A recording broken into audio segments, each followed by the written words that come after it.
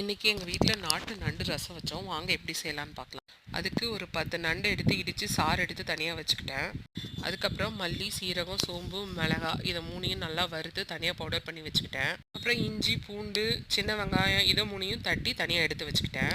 ஒரு பாத்திரத்தில் எண்ணெய் விட்டு இஞ்சி, பூண்டு தட்டினதை போட்டு நல்லா வதக்கிட்டு, வதங்கினதுக்கப்புறமா மஞ்சத்தூள் கொஞ்சம் போட்டு அதையும் வதக்கிட்டு, வதங்கினதுக்கப்புறமா நண்டு போட்டு நம்ம அரைச்சி வச்ச மசாலாவையும் போட்டு நல்லா வதக்கணும்.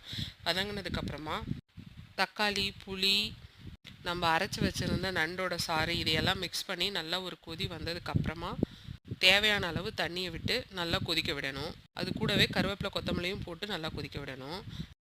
நண்டு வெந்துருச்சான்னு பார்த்துட்டு எண்ணெய், மிளகு, சீரகம், பூண்டு, வரமிளகா போட்டு தாளித்து அதிலே கொட்டிடணும். அதுக்கப்புறம் ஆஃப் பண்ணிவிட்டு நம்ம சாப்பாடு கூடயோ இல்லை தனியாகவோ நண்டு சூப் மாதிரியோ குடிச்சிக்கலாம். நல்ல நெஞ்சு சளிக்கு இது ரொம்ப சூப்பரான ரெமடியாக இருக்கும்.